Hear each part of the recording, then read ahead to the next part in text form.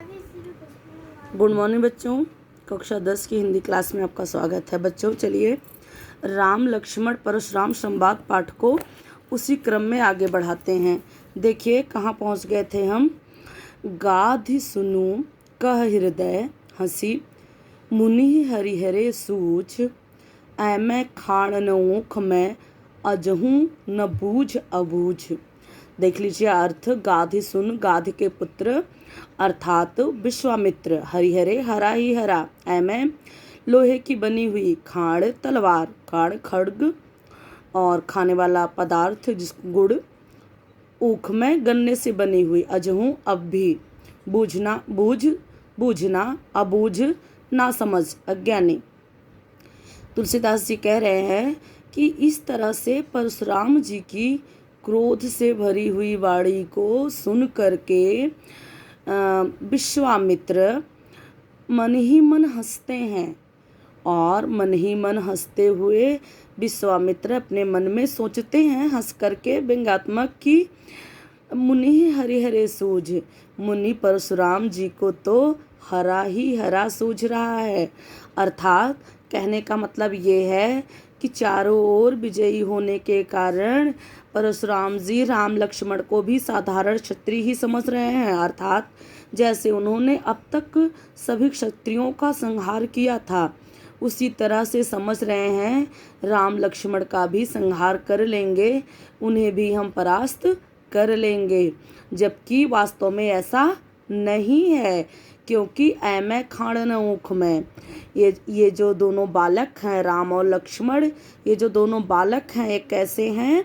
ये खड्ग हैं, खड्ग तलवार हैं, ये लोहे की बनी तलवार हैं। न ऊख में ये गन्ने की रस की बनी हुई खाड़ नहीं है जो मुंह में लेते ही गल जाती है। अर्थात कहने का मतलब है कि राम लक्ष्मण को परास्त करना मुनि के बस की बात नहीं है। गन्ने के रस से बनी हुई खाड़ अर्थात गुड़ को मुंह में रखकर खाया जा सकता है, लेकिन लोहे की जो खाड़ होती है उसे मुंह में रखकर चबाया नहीं जा सकता। लोहे के चने नहीं तोड़ा जा सकता, तो लोहे की तलवार को भी इस तरह से तोड़ा नहीं जा सकता जैसे मुनि परशुराम जी समझ रहे हैं। तो इन्हें तो घमंड हो गया है कि जैसे आज तक इन्होंने सारे क्षत्रियों का संहार किया उसी तरह से राम लक्ष्मण का भी संहार कर देंगे। इन्हें सर्वत्र हरा ही हरा दिखाई दे रहा है।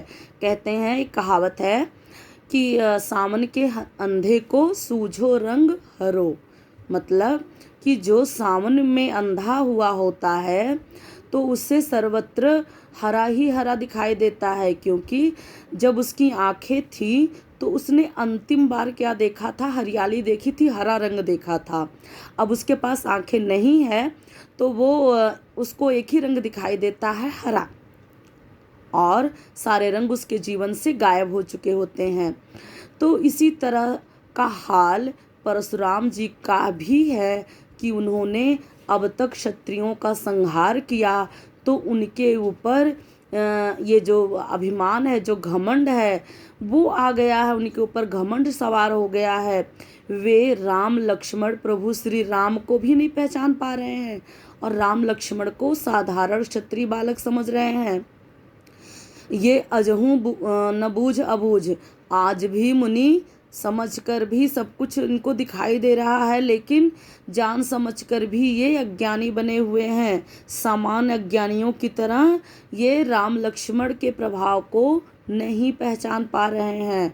अर्थात इनके समक्ष साक्षात परम परमेश्वर भगवान श्री राम खड़े हैं और ये उनको पहचान नहीं पा रहे हैं। एकदम अज्ञानी मनुष्य की तरह और साधारण मनुष्य समझकर उन्हें ये धमका रहे हैं। धन्यवाद बच्चों।